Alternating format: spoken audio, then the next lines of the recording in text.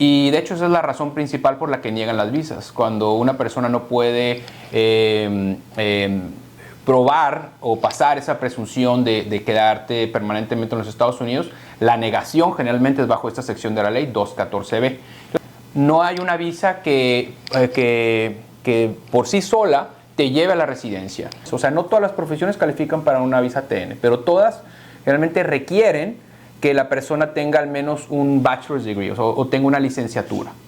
Verdaderamente las leyes de migración están creadas para tratar, olvídate de las leyes, las autoridades que revisan los procesos de aplicación de visas, verdaderamente están con ganas de encontrar cómo negarla, o están neutrales, o están a favor, o depende del tipo de visa. Amigos de Resonant, bienvenidos a un nuevo episodio. El día de hoy un episodio muy esperado que nos han pedido mucho. Se trata del tema de inmigración en los Estados Unidos y tenemos la fortuna de tener un invitado de lujo, un abogado. Él es Javier Montaño, del despacho Montaño Miranda, PA. Está él con base en Miami, Florida, aunque él prácticamente está en cualquier lugar en México, viaja mucho. Tiene más de 20 años de experiencia únicamente y exclusivamente en lo que es el derecho migratorio. Ha sido consultor de varios consulados en Miami. También ha sido consultor del Instituto Mexicano de Migración. Pero lo presento. Bienvenido, Javier. ¿Cómo estás? Gracias por estar con nosotros. Bueno, gracias a ti. Un verdadero placer y honor que me tengas el día de hoy contigo en tu podcast, y muchas gracias por la invitación. Al contrario, es un podcast un episodio de un tema que nos han pedido bastante, pero no habíamos tenido la persona indicada, pero ya que platicamos tú y yo, me di cuenta que vas a aclarar muchas dudas con respecto a este tema que es tan confuso a veces, porque se habla mucho de él y no necesariamente se tiene toda la información. Y Resonant precisamente es una plataforma que utilizamos para los temas que a veces son confusos mediáticamente. Aquí los aclaramos con la ayuda de expertos como tú, y esta no va a ser la excepción. Y para no darle muchas vueltas, vamos a entrar a los temas porque yo creo que es lo que la gente más quiere. Me tomé la libertad de pedirte, y aceptaste, de que platiquemos de algunas de las visas más comunes que mayormente mexicanos aplican para venir a Estados Unidos y trabajar, vivir. Y como hay mucha confusión, que tú lo sabes, nos gustaría que nos platicaras acerca de esto. Y para ir por orden y cediéndote la palabra, haciéndote el experto, me gustaría empecemos platicando por la famosa visa E1, E2 de inversionista. Platícanos un poco en la forma en que mejor puedes, para tratar de aclararnos todas esas dudas que la gente tiene. Claro, bueno, primero tenemos que recordar que hay dos tipos de inversionistas en Estados Unidos. Uno es la E1 o E2, que son visas de no inmigrante, y después tenemos la categoría EB5, que ya es para una residencia. O sea, E1 y E2 es no inmigrante, EB5 es inmigrante, o sea, una residencia. Vamos a platicar primeramente de la E1 y E2, y básicamente son visas de no inmigrante para una persona que está entrando a los Estados Unidos para invertir en un negocio. Ese negocio debe de estar formado o debe ser realizado por medio de una compañía donde la mayoría de los accionistas deben de ser mexicanos. Y la inversión debe ser sustancial y en riesgo. Y eso es un término un poco vago bajo la ley de inmigración, pero sustancial es básicamente que cuando tú estás haciendo la inversión debe ser sustancial de acuerdo al monto total para comenzar la operación. En pocas palabras, si estás comprando una inversión que vale $200,000, debes de hacer una inversión sustancial de acuerdo a esos $200,000, y generalmente se traduce en al menos haber pagado un 80% del valor total. Segundo es el riesgo. ¿Qué es riesgo? El Departamento de Inmigración piensa que una persona que está haciendo una visa inversionista la está haciendo porque es buen negocio, no específicamente para obtener el estatus migratorio. Entonces, de hecho, es su preferencia que tu inversión ya esté en riesgo, o sea, que ya hayas gastado el dinero antes de aplicar a la visa. La ley permite en muchas ocasiones, o en algunas ocasiones, poder aplicar a la visa antes de hacer la inversión total. Sin embargo, esto no es, generalmente, al menos en mi experiencia, no es bien visto por los oficiales consulares. Pero eso es un resumen muy general de lo que es una visa de inversionista, E2. Y E1 es una visa de inversionista, pero ahora la modalidad es una persona que está entrando a Estados Unidos para hacer transacciones internacionales entre México, en este caso, y Estados Unidos.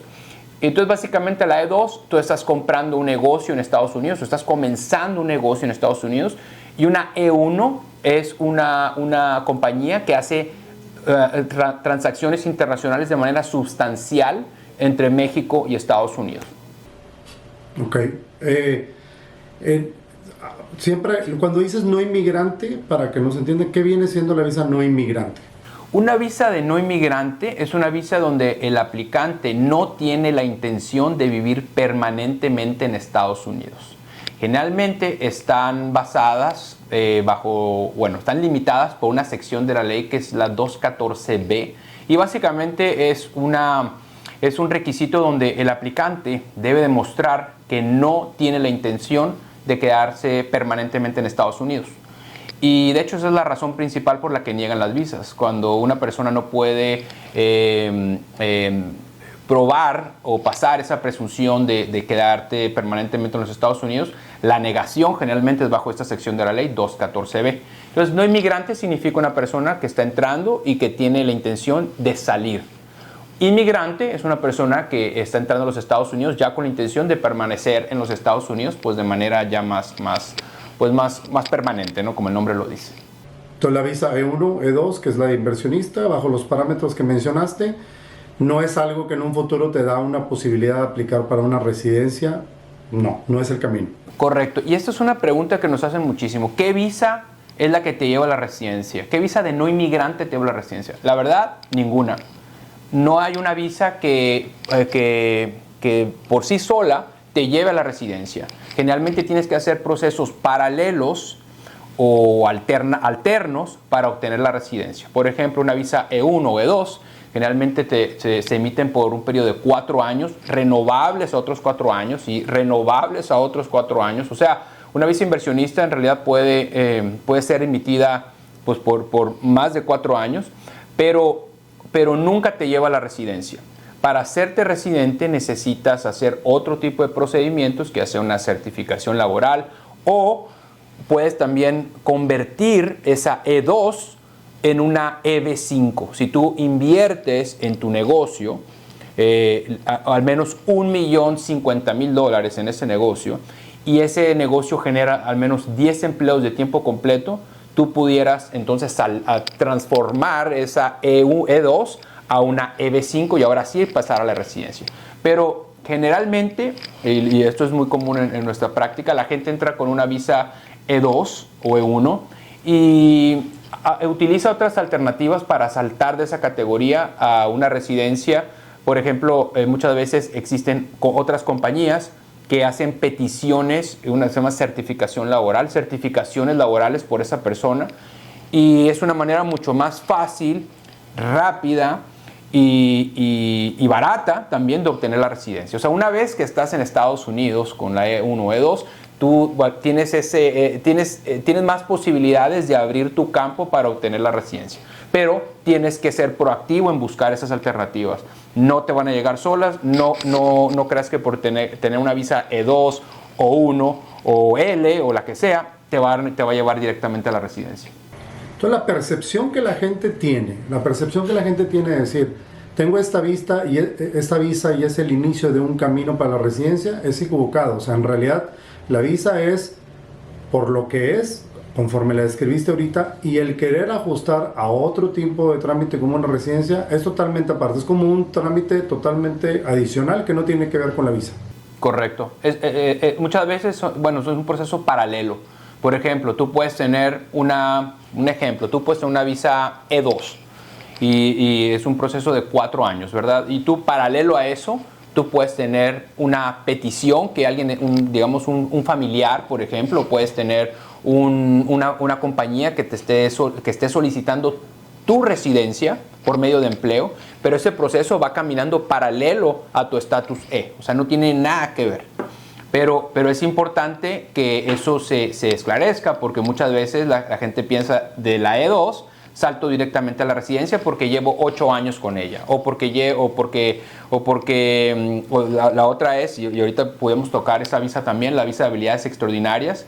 Hay una confusión también entre visa de habilidades extraordinarias y residencia por habilidades extraordinarias. Son cosas totalmente distintas, pero hay muchísima confusión, y de hecho por eso a mí me gusta participar en este tipo de programas, de podcast, porque esto educa a la gente y al menos abre esa inquietud de que el tema migratorio no debe ser subestimado, no debe de ser basado en lo que escuchas en social media, no debe ser basado en el caso de tu primo, de tu tío, de tu familiar, debe de ser basado en la ley. Y como tú sabes, bueno, tú eres abogado y tú sabes, la ley, sobre todo en Estados Unidos, no se basa muchas veces en la justicia ni en el sentido común, se basa en lo que es la ley, ¿no? Y muchas veces la ley es escrita por gente que no tiene idea de cómo funciona el mundo migratorio, y por eso es que es sumamente importante asesorarse con un abogado de inmigración para el trámite que sea, no inmigrante o inmigrante.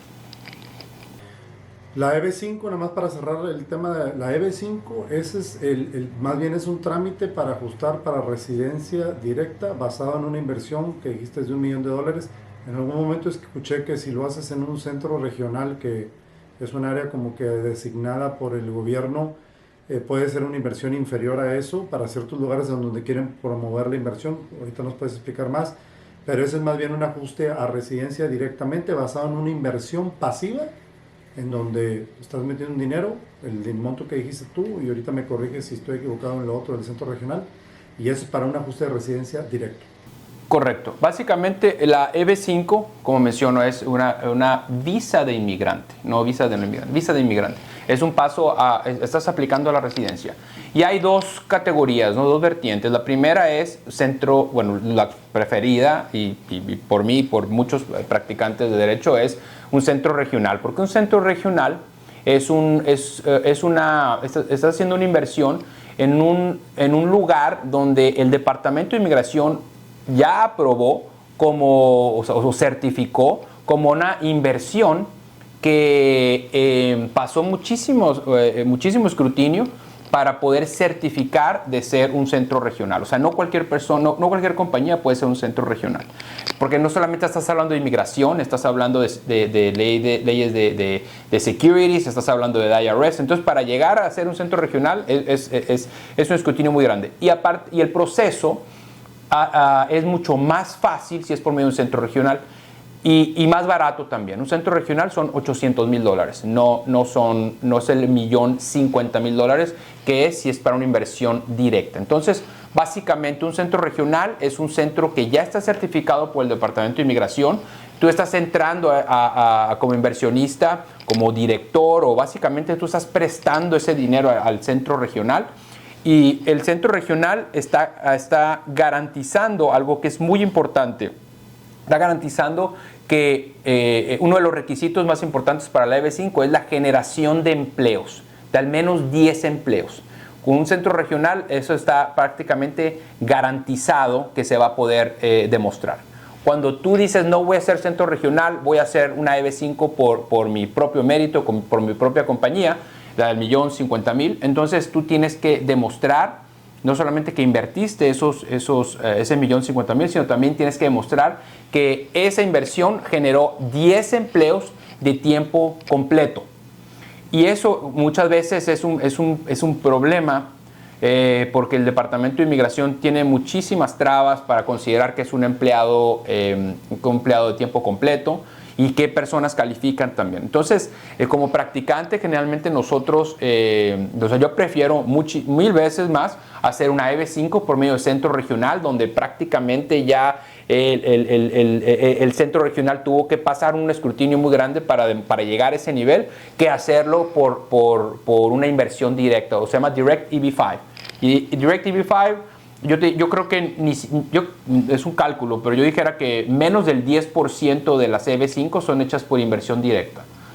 Yo creo que la gran mayoría es por medio de EB5, porque a final de cuentas lo que quieres es la inversión, quieres un poco más de seguridad también en tu retorno y más efectivo también. Aparte que es mucho más rápido una EB5 por centro regional a inversión directa. Se me hace que estoy dando demasiada información, pero es que es un tema que es como la religión, no tiene fin, ¿no?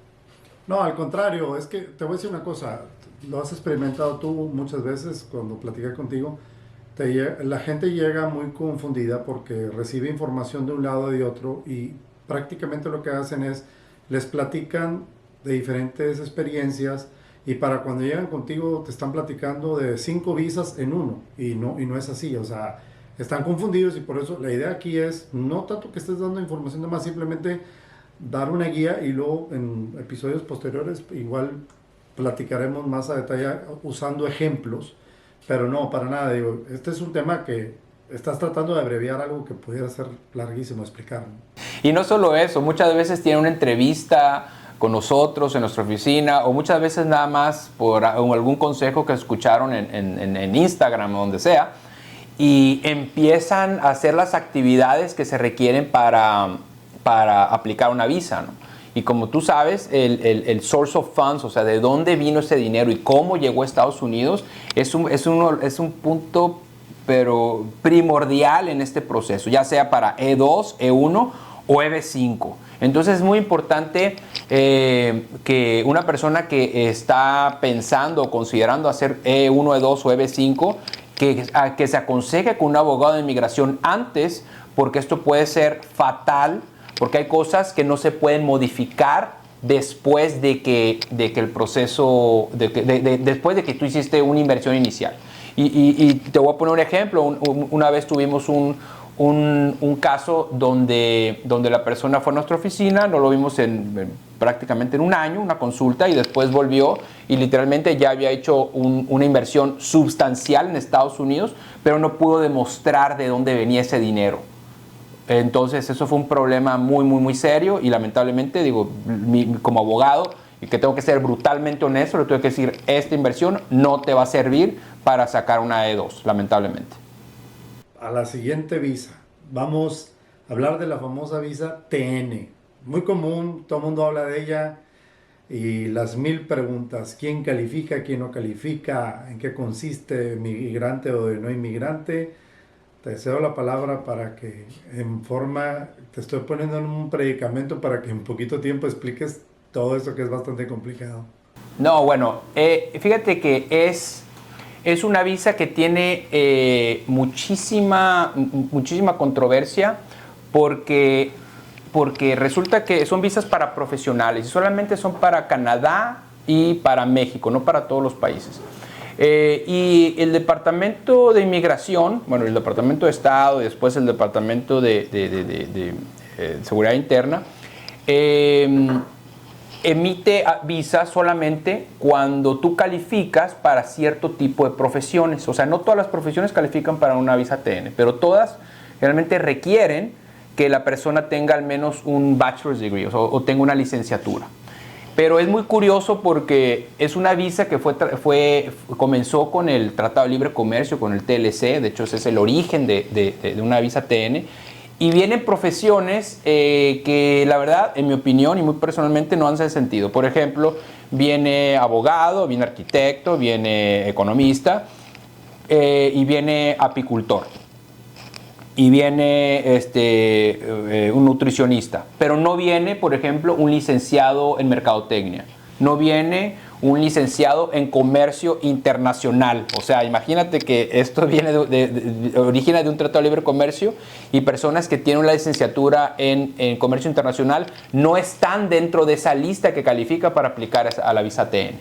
Entonces, es muchas veces muy subestimada porque la gente piensa que solamente con una oferta de trabajo generalmente tú vas o sea, que una oferta de trabajo vas al consulado y puedes obtener una visa TN.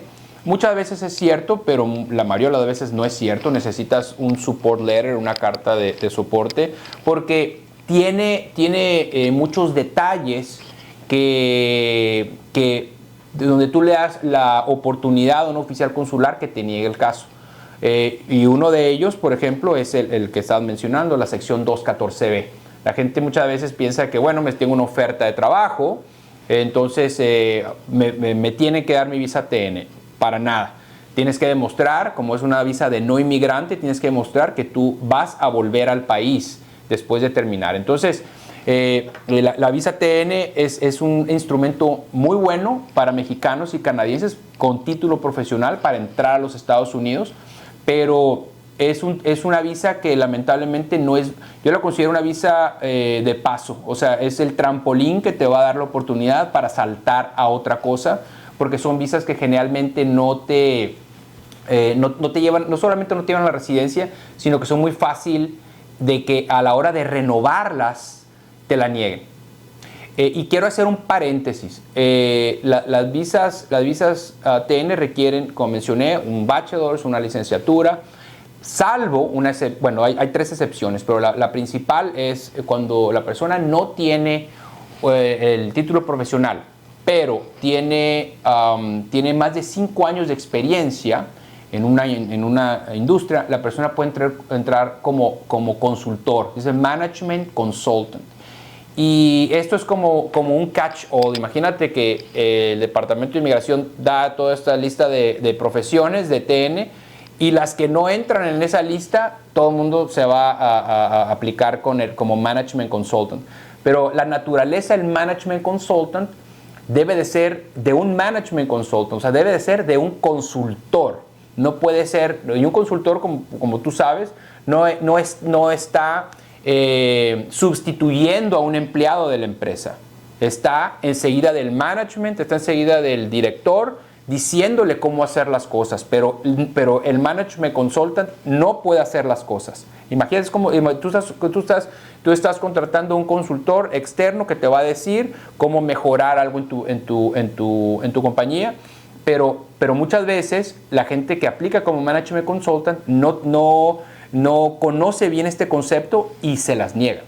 Entonces, otra vez, si cuando tú subestimas el tema migratorio, independientemente de la categoría que sea, pero sobre todo tienes de Management Consultant, pues lamentablemente te lo van a negar. Y como tú sabes, cuando tú reaplicas a una visa, pues ya la batalla es cuesta arriba, ¿no? Porque ahora obviamente tienes que decir que te negaron una visa a la hora de reaplicar.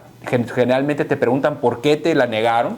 Y si tú dices que hacías una cosa y después vuelves a las 2 semanas diciendo que vas a hacer otra, pues yo no sé si te vayan a creer. Entonces, pero es una excelente visa y para mexicanos y canadienses es muy buena al menos para salir del problema, ¿no? Y no es tan cara. Sí, lo único que hemos visto de esa visa, de lo que platicabas, es que hay carreras, licenciaturas que no están ahí. Entonces, mucha gente piensa, tengo licenciatura, puedo aplicar por esa visa. Entonces podemos concluir que es de no inmigrante y tiene que, además de estar dentro de la lista de las licenciaturas aprobadas, reunir con los otros requisitos que te imponen para que sea una visa. Sí se entiende, o por lo que dice, sí es más común que las den, pero no deja de tener sus restricciones, sus limitantes. Correcto. Y fíjate que algo que pasa es que los consulados de Ciudad Juárez, el consulado de Guadalajara, el consulado de México, son los únicos que están revisando visas TN. Entonces, muchas veces tú puedes ver la diferencia de cómo revisan y cómo aprueban o niegan los casos.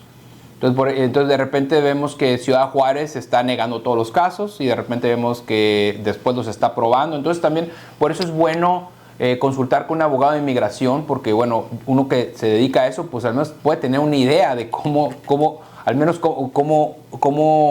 cuáles son las últimas noticias de ese consulado a la hora de estar aplicando, ¿no? Porque a final de cuentas, mi carrera se basa obviamente en mis estudios y todo esto, pero sobre todo en la experiencia. Y eso es algo que es bien importante a la hora de seleccionar un abogado de inmigración.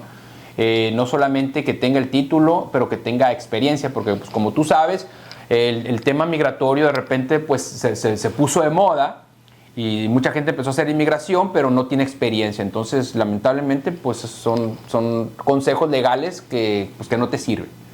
Pero en base a eso, reitero, las visas TN son muy buenas, pero definitivamente son lo suficientemente delicadas como para tener que consultar con un abogado de inmigración. Javier, antes de continuar con otra visa, yo creo que es algo muy importante que me gustaría que mencionaras hay abogados de inmigración y hay tramitadores, lo que conocen como paralegals o asistentes de abogados o tramitadores o gente que llena formularios. Yo creo que sí es bien importante que expliques la distinción entre uno y otro, porque gente a veces llega y dice, fui con un abogado, y te das cuenta que no es un abogado, es alguien que llena los trámites o llena la papelería, pero no tienen el conocimiento profundo de esto, entonces no es lo mismo. ¿Qué puedes opinar al respecto? Bueno, primeramente tenemos que considerar que un paralegal, por definición, es una persona que está trabajando bajo la dirección directa de un abogado. Entonces, la gente que se llama paralegales, en realidad deberían de estar trabajando con un abogado, porque eso es el término que están utilizando. Pero, curiosamente, existe una confusión entre el sistema americano, el sistema de derecho civil, porque la gente piensa que un notario en Estados Unidos pues es lo mismo que un notario en México. Entonces un notario pues una persona que fue abogada, que tuvo ciertos años de práctica y prestigio para poder obtener una notaría. En Estados Unidos no, en Estados Unidos pues prácticamente es muy sencillo obtener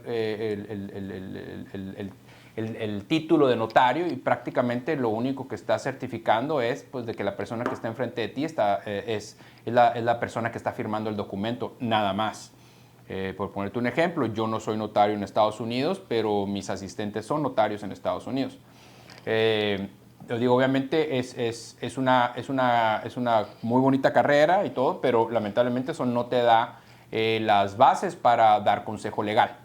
Bueno, generalmente hablando, una persona en Estados Unidos que tiene el título de paralegal o notario, o el que quieran utilizar, que no tiene la carrera o las bases o la barra de abogados en alguno de los estados, solamente puede llenar la aplicación. O sea, no te puede decir si la persona califica o no el beneficio que quiere aplicar. En pocas palabras, si una persona va con un notario o va con un paralegal, porque obviamente ya mencioné que el término no es el adecuado, pero digamos que va con un notario. Pues es el asistente, un asistente del abogado. Un preparador, ¿no? Como les dicen, un preparador de documentos, ¿no? Cuando van a verlo, pues la persona, legalmente hablando, lo único que puede hacer es literalmente copiar o llenar la forma en base a lo que le está diciendo el aplicante.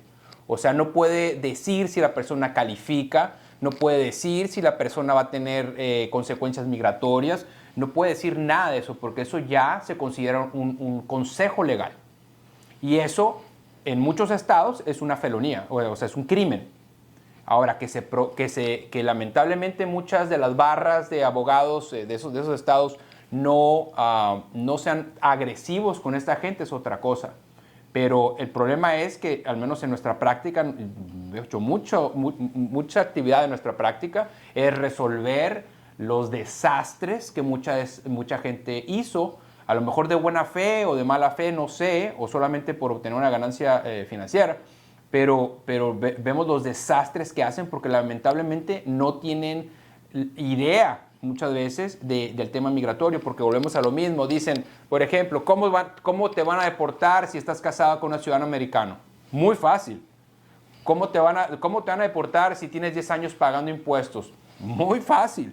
Esa es una de las leyendas urbanas que me gustaría platicar en algún otro programa, de las leyendas urbanas migratorias. Va a haber muchos episodios en donde te vamos a molestar que participes porque leyendas urbanas tenemos una caja completa de impresiones de mensajes que nos han dado, pero ya en su momento los tocaremos. Pero el tema para legal o notario o preparador de documentos, la verdad es muy problemático y curiosamente muchas veces cobran igual o más que un abogado.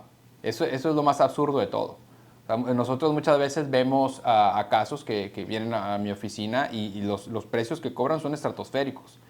Entonces, otra vez, no debemos de subestimar el tema migratorio y no tiene nada de malo preguntarle a la persona que está por dar un consejo legal de dónde tiene su barra, ¿no? O sea, de qué estado. Recordemos que el tema migratorio es un tema federal, por lo que tú puedes practicar. Si tienes la licencia en cualquiera de los 50 estados, tú puedes practicar inmigración en cualquier lugar de los Estados Unidos.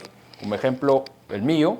Yo tengo la barra de Arizona, yo practico en todo Estados Unidos, Nueva York, Texas, Arizona, Florida, pero el notario no puede practicar en ninguna parte. Entonces, eso para mí es un problema muy serio. Yo quisiera que las barras de abogados de estos estados fueran mucho más agresivos, sobre todo Florida, donde tengo mi oficina, es una epidemia. ¿Y qué es lo que pasa? Esta gente hace un problema, es un desastre, y como no tiene licencia para hacer las cosas, pues literalmente se muda de ciudad y se va a hacer daño a otra parte.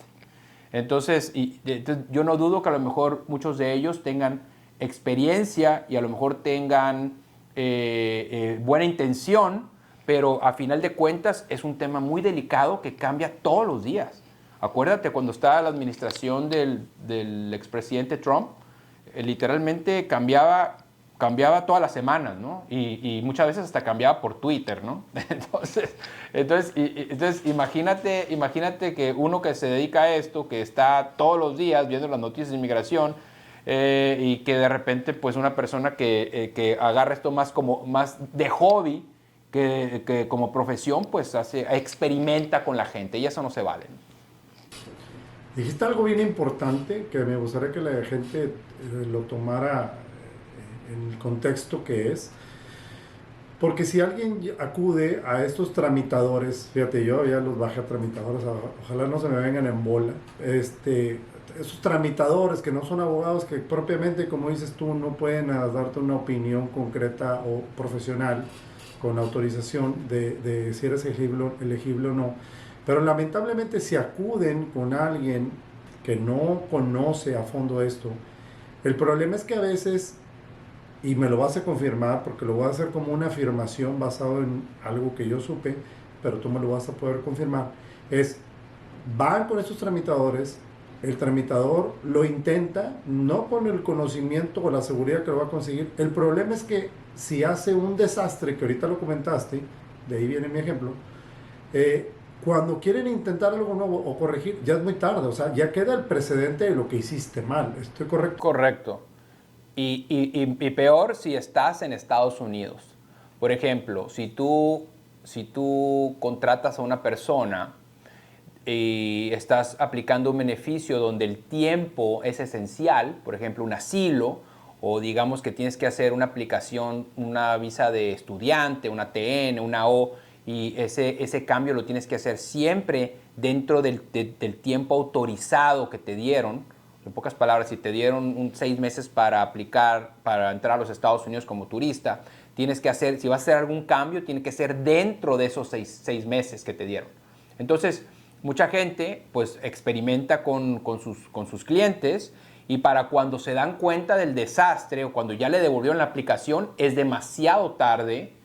Ya no pueden aplicar dentro de Estados Unidos, tienen que salir fuera de Estados Unidos a aplicar. Y no solamente eso, muchas veces el hecho de haberse pasado del tiempo autorizado hace que se revoque la visa con la que entraron a los Estados Unidos. Entonces eso es un efecto dominó desastroso que se pudo haber evitado consultándolo con una persona pues con las bases para hacerlo. Y la verdad muchas veces hasta nos da coraje, ¿no? Porque muchas veces son casos muy fáciles, sobre todo en aplicaciones de asilo, que ese es otro programa que me gustaría hacer contigo.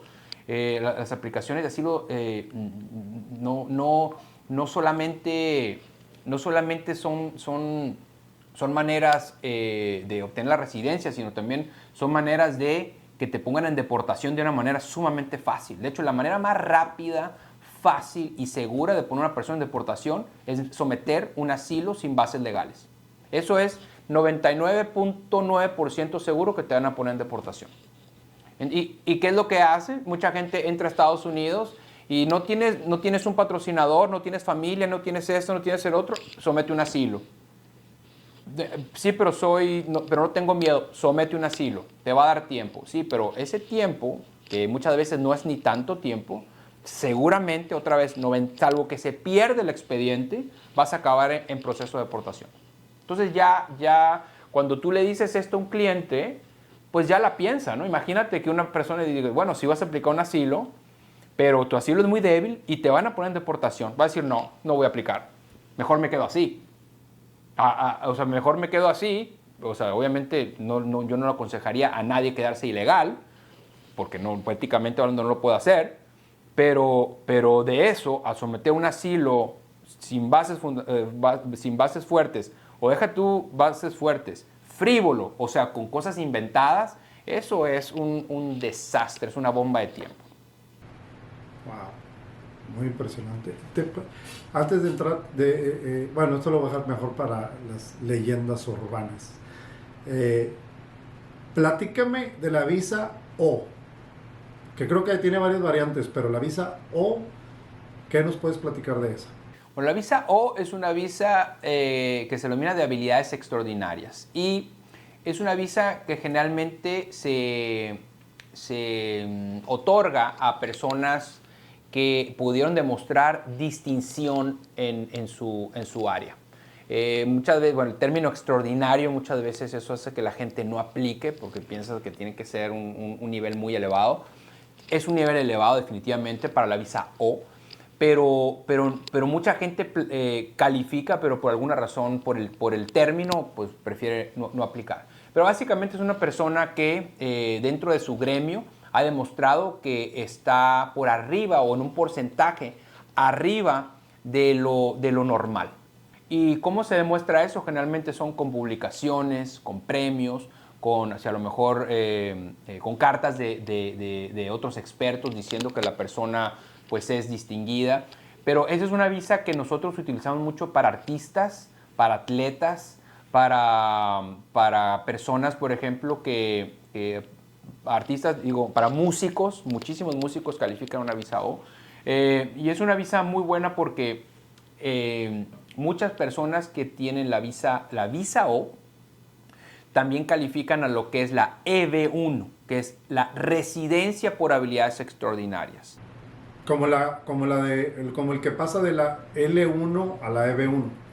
Correcto, exactamente. La EB1 es la categoría más elevada, por así decirlo, y básicamente es exclusiva para 3 categorías, que es transferencia de un manager o un ejecutivo internacional, que es la L1 prácticamente, o personas de habilidades extraordinarias, o sea, que saltan de la visa O a la EB1, a la residencia por habilidades extraordinarias, y también para personas que son investigadores. Esa es la categoría B1. Y es estar entrando a los Estados Unidos por la puerta pues más alta, por así decirlo. Es un privilegio entrar a los Estados Unidos con una residencia EB1. Pero curiosamente, mucha gente califica a la O1, pero no califica a la EB1. O sea, imagínate que para aplicar a la O1, a la visa de no inmigrante 1, digamos que tú necesitas, y obviamente esto es una opinión muy, muy personal, digamos que tú necesitas tener un 80% de distinción dentro de tu gremio. O sea, eres bueno, pero no extraordinario, por así decirlo. Para la EB1, si estás hablando que tienes que demostrar que eres del 95% para arriba dentro de tu gremio a nivel mundial. Entonces, saltar de mucha gente pues, puede aplicar la A1, pero no llega a la EB1. ¿Por qué? Porque se queda entre ese 80% y ese 95%, por así decirlo. Pero es una visa que de hecho en nuestra oficina nosotros hacemos muchísimo para periodistas también. Y son visas que les permiten a estas personas entrar generalmente por un periodo de 3 años renovable y puedes traerte a tu familia también.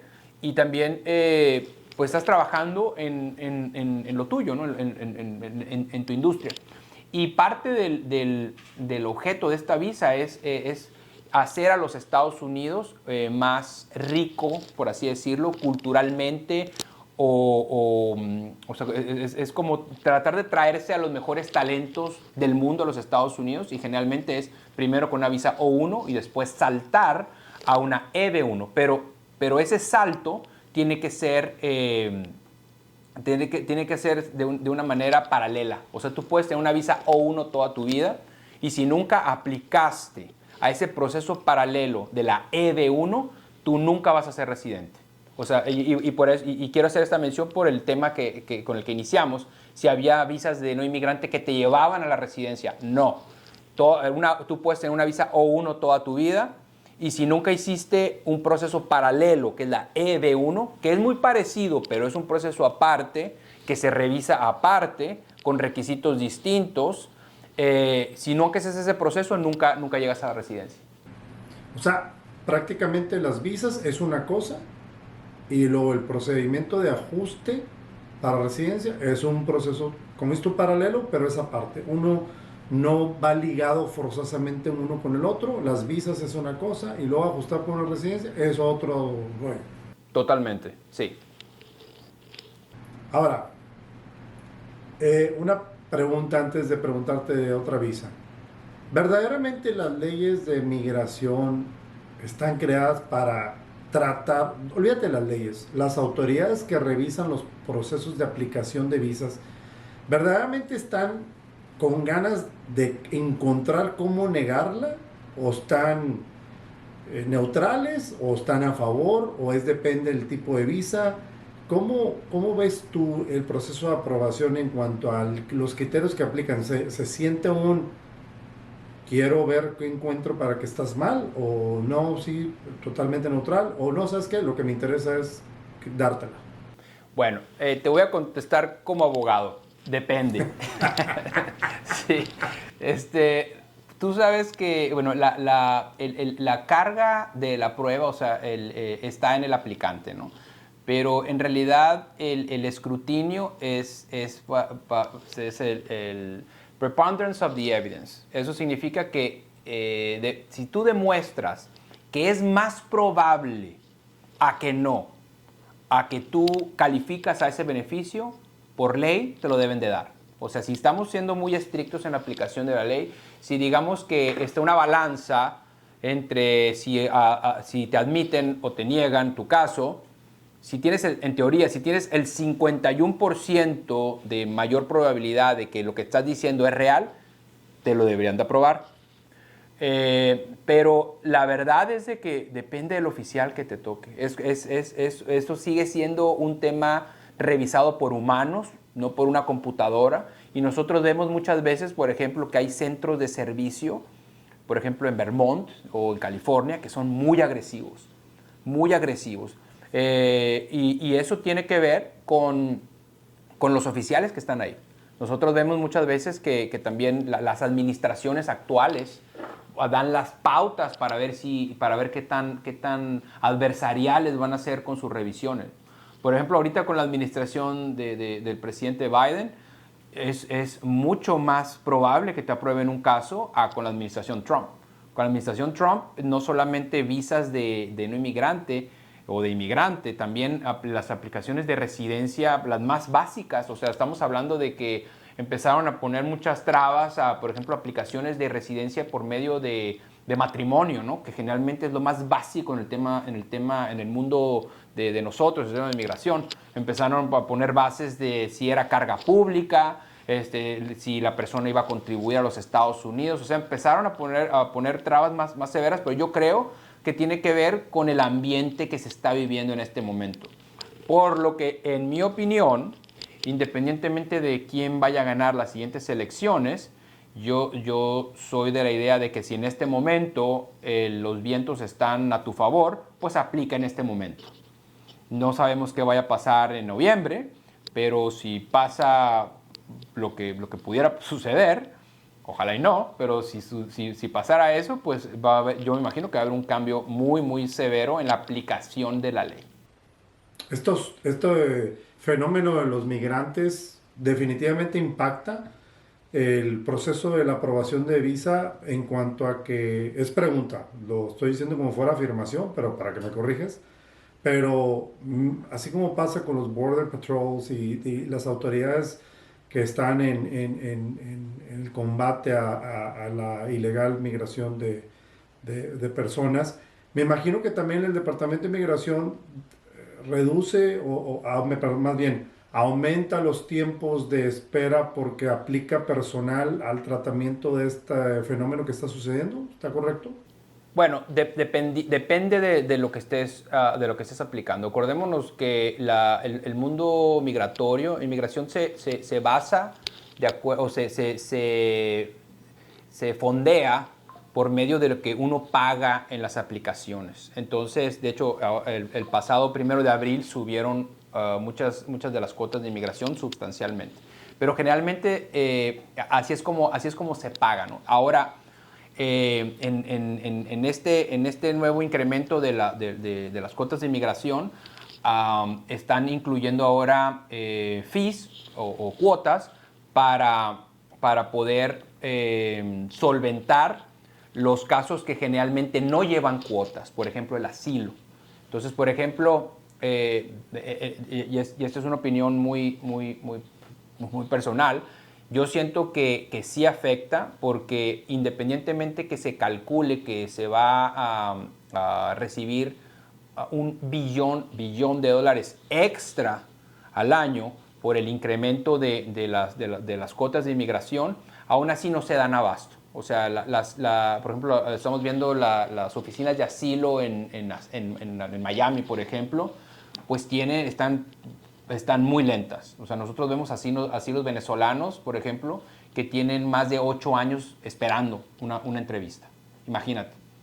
Entonces, ¿y por qué hacen esto? Bueno, porque el Departamento de Inmigración está poniendo sus fuerzas en otro tipo de asilos, o por ejemplo de Centroamérica, y que no se dan abasto tampoco. Entonces, yo creo que sí tiene mucho que ver, pero en temas de visas de no inmigrante y de EB1, EB2, que también es otro tema que podemos platicar, porque hay demasiada mala información de las EB2, yo siento que sí afecta sustancialmente, en mi opinión. Me imagino que así debe ser, como está afectando en otros rubros, simplemente el personal que está atendiendo este tipo de casos. Antes de entrar en la última visa que vamos a platicar, y reitero que vamos a invitarte para más episodios y tratar de tratar otros temas, y en base a los comentarios que nos haga nuestra audiencia, tratar de ir aclarando ideas. Traemos un plan macabro, licenciado Javier y yo, de abarcar lo más que podamos para... esa es la palabra, estás totalmente correcto, en educar de cómo es la realidad para que la gente, porque lo peor que puede hacer la gente es hacerse un juicio propio, decir, oye, esta idea, así es. Tienes que ir con el abogado y que el abogado sea el que te diga. Hasta ahí estamos de acuerdo, ¿verdad? Total.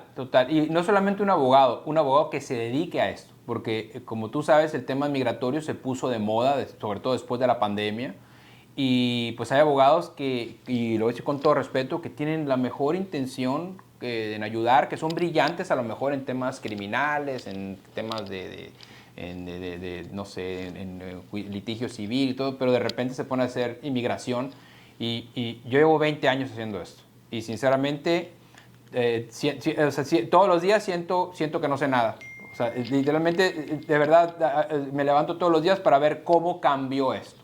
Si yo me voy de vacaciones 2 meses, voy a volver y voy a pensar que estoy haciendo inmigración en Alemania. O sea, esto cambia constantemente y te tiene que apasionar el derecho migratorio. Te tiene que obsesionar el derecho migratorio. Te lo dije cuando platicamos previamente, eres mi héroe porque manejas migración, yo no. Que te vaya muy bien. Pero bueno,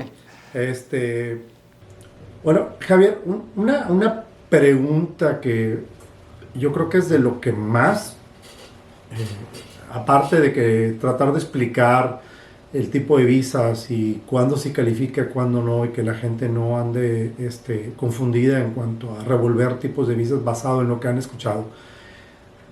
Cualquier persona, ves que hay gente que llega y dice, oye, pues yo no tengo licenciatura, yo no tengo esas habilidades especiales como un cantante, un artista, un periodista, etcétera. No tengo el monto para invertir en una empresa, pero pues me interesa migrar a los Estados Unidos para trabajar, pero lo quiero hacer legalmente. Sin tratar de... Es una pregunta bastante general. ¿Cuál sería tu respuesta a un cuestionamiento de ese tipo? Bueno, lo primero fuera ver pues el perfil de la persona, ¿no? O sea, porque muchas veces la persona a lo mejor no califica por tener un grado universitario, por ejemplo, pero a lo mejor puede calificar por experiencia. A lo mejor la persona tiene un familiar en Estados Unidos que lo pueda pedir. O sea, el abanico de opciones que tiene una persona depende de muchas cosas. O sea, yo siempre tengo esta frase de que cada caso es un universo, ¿no? Entonces, depende de muchas cosas, pero lo que sí es importante saber es de que todas las visas de no inmigrante, todas, requieren que la persona vaya a esa entrevista y que pueda demostrar ante un oficial consular que tiene los lazos suficientes para volver a México en este caso. Entonces, a lo mejor tú no puedes tener, a lo mejor no tienes trabajo, pero a lo mejor tienes propiedades en las que tú estás viviendo, pues de las que tú vives en México. Y bueno, con esas propiedades tú puedes demostrar que, bueno, que yo me voy a devolver a México porque yo tengo esas propiedades. O a lo mejor, y eso se puede materializar de muchas maneras. Si tienes familia en México, si tienes trabajo, si tienes cuentas de banco, si tienes... Lo oficial consular tiene la arbitrariedad, por así decirlo, de considerar cualquier tipo de evidencia que considere pertinente. Entonces, muchas veces nosotros vemos casos que la persona decimos, cuando hace una consulta, decimos, la verdad es de que tu porcentaje de aprobación es muy bajo, pero a lo mejor la persona, y muchas veces hasta es un misterio, ¿no? Porque decimos, ¿cómo le hizo? ¿No? No sabemos, a lo mejor fue el oficial que estaba de buen humor en ese momento, o a lo mejor le preguntó algo y la persona supo contestar adecuadamente, a lo que me lleva a este punto que la mejor póliza delante del Departamento de Inmigración es decir la verdad. Siempre. Si tuviste ese arresto en Disneylandia hace 25 años y no te ha salido en tus últimas renovaciones de visa y ahora te salió, dilo. Si tienes un hermano ciudadano residente que vive en Estados Unidos, dilo. Esta gente generalmente ya lo sabe y si te pregunta es por algo. Cuando te están haciendo esa pregunta, generalmente es porque ya tienen algo y lo que están evaluando no es si pasó o no. Lo que están evaluando es si les estás diciendo la verdad.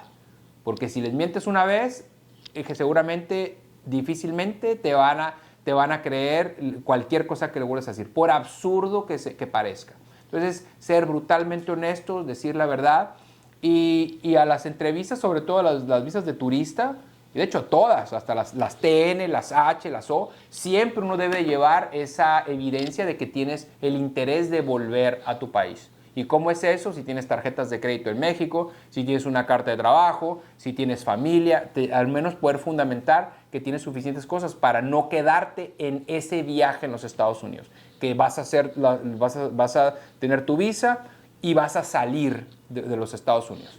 Eso es lo principal, y eso generalmente es el immigrant intent, la intención de inmigrante, que generalmente cuando aplicas una visa, tú tienes que demostrar que no tienes immigrant intent.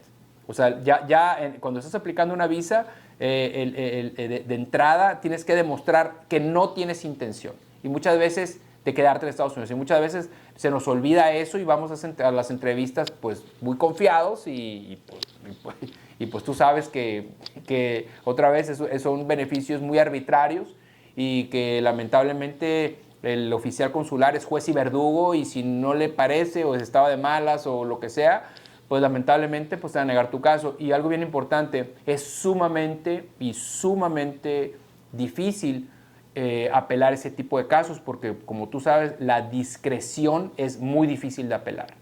O sea, cuando un oficial consular considera que tú a lo mejor no tienes las suficientes pruebas y te la niega por discreción, buena suerte apelando eso. Muy buena suerte. Tienen mucha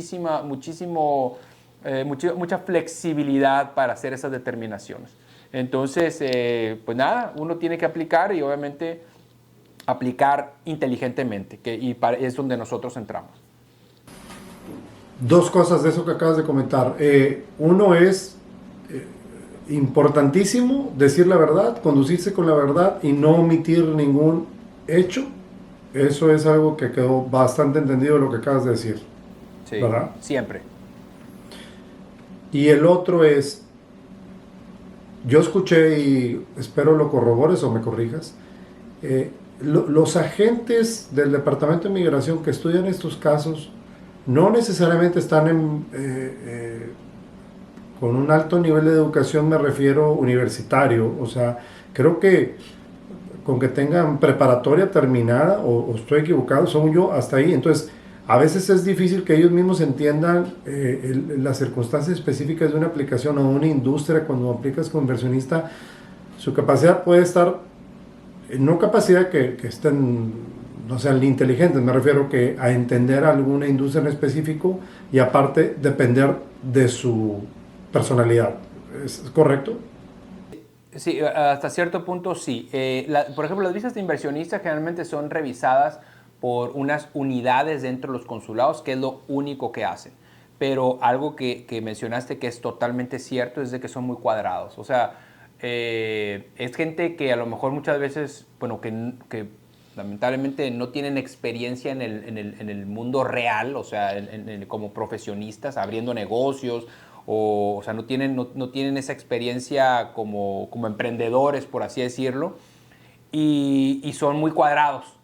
Y por eso es la importancia de un abogado de inmigración antes de hacer cualquier actividad pues ahorita en las visas de inversionista, antes de hacer cualquier actividad para obtener esa visa. Porque esta gente generalmente es de procedimientos, es A, B, C, y si tú te fuiste de la A a la C porque se te hizo más fácil, pero lo perdiste. O sea, le perdiste el hilo. Y eso pasa mucho con las visas las visas E. Uno de los puntos es el source of funds, de dónde obtuviste el dinero para hacer esa inversión. Entonces dices, bueno, es que me llevé $10,000, $9,500 en efectivo, y después mandé 30,000 y después, bueno, esos $9,500 en efectivo van a ser un problema. Van a ser un problema porque a lo mejor tú piensas, bueno, es muy fácil, y tú puedes pensar, bueno, es que los pasé a Estados Unidos porque es normal, pero el oficial que te va a revisar en Ciudad Juárez o en la Ciudad de México, para esas personas muchas veces no van a entender cómo es que te llevaste $9,500 en efectivo y no los mandaste por wire transfer. Entonces, hay muchas cosas que entran ahí a colación, pero estoy de acuerdísimo contigo. Esta gente muchas veces no tienen pues, no quiero decir capacidad, pero no tienen mucha experiencia en operaciones reales, y sobre todo el empresario regiomontano, ¿no? Que muchas veces está pensando en el paso 3 y 4 y todavía no ha comenzado, ¿no? Que es muy estratega a la hora de invertir y hacer operaciones, muy proactivo, pero el oficial consular no es así. El oficial consular es A, B, C, D, y si te vas de la A a la C, olvídate, tienes que empezar el proceso nuevamente. Entonces, y eso, bueno, a mí me gusta, yo prefiero trabajar con oficiales que tienen más experiencia porque, bueno, ya han visto más cosas que oficiales nuevos, ¿no? Porque los oficiales nuevos generalmente son mucho más paranoicos y piensan que están haciendo las cosas mal y tienen menos flexibilidad, en mi opinión. Entonces se aplica un poco el tratar de buscar dónde estás mal, o sea, en pocas palabras. Sí, sí, pues sí. O sea, creo que un oficial con experiencia pues tiene pues más flexibilidad de interpretar la ley de una manera pues más normal, más cotidiana. Generalmente los oficiales nuevos pues son, y lo entiendo, ¿no? Son mucho más estrictos a la hora de aplicar la ley.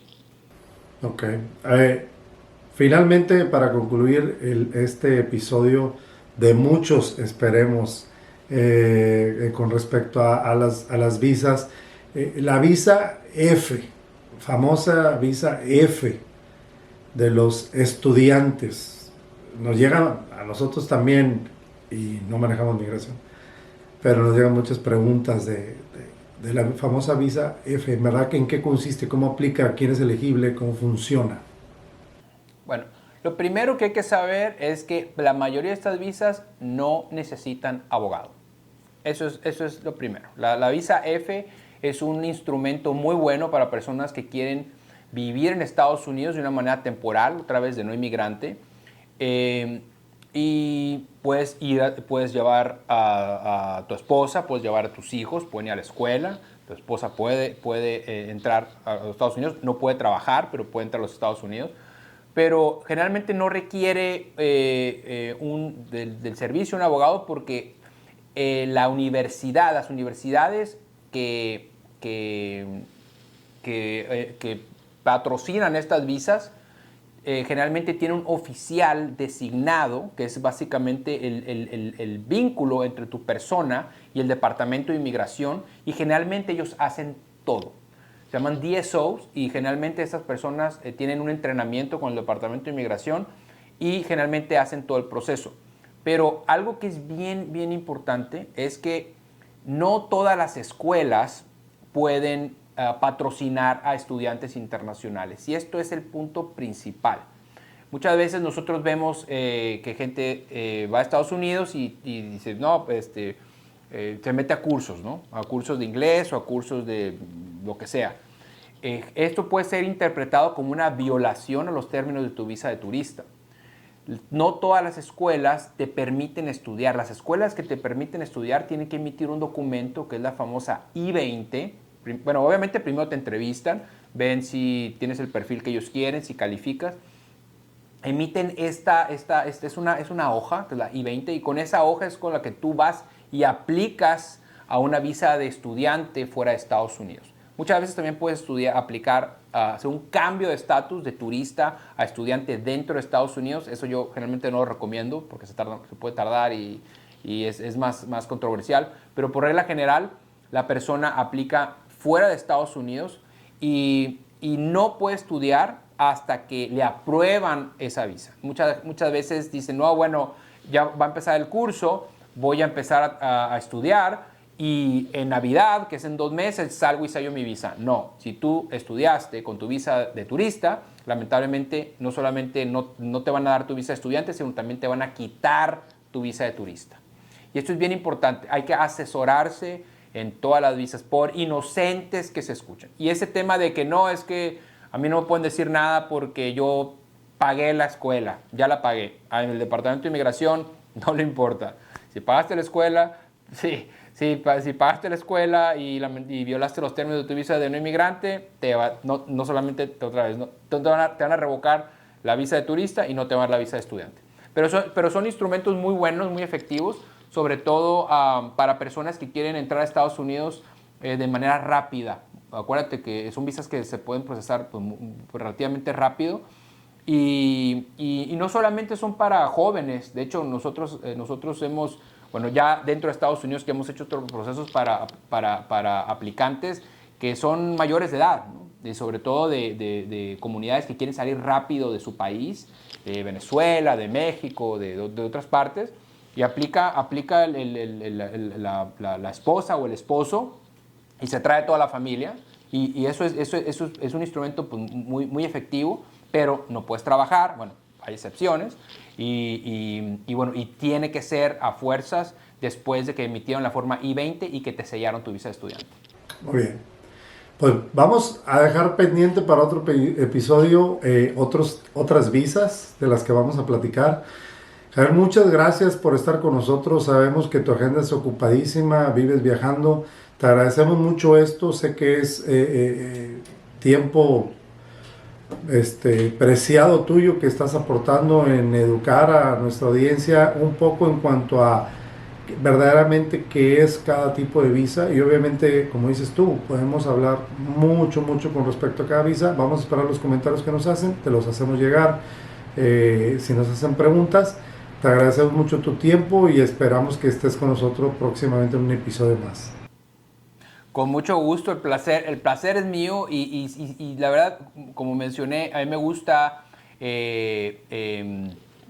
poder transmitir información real, información que yo vivo en mi práctica todos los días y con el afán de educar, ¿no? Y es muy importante que todo lo que se menciona aquí no debe ser considerado como consejo legal, debe ser considerado solamente como una manera de, a lo mejor, abrir un poco el horizonte mental que mucha gente tenía, de a lo mejor de romper paradigmas también, de a lo mejor pensaban que una visa de inversionistas se hacía de alguna manera, una visa de estudiante. Espero haber podido aclarar alguna de estas dudas y yo estoy a la orden, a tu disposición, y otra vez muchas gracias por la invitación, un verdadero honor. Muchas gracias, amigos de Resonant, muchas gracias por acompañarnos en este episodio. No olviden que si hablan inglés pueden habilitar los subtítulos en inglés. Lo mismo pasa viceversa con los episodios en inglés que hacemos. Por favor, síganos en nuestros próximos episodios, en nuestras redes sociales, suscríbanse a nuestro canal. Le damos gracias al licenciado Javier Montaño por estar con nosotros y esperamos contar con él para los siguientes episodios con más preguntas. Muchas gracias, Javier. A la orden, muchos saludos. Bye.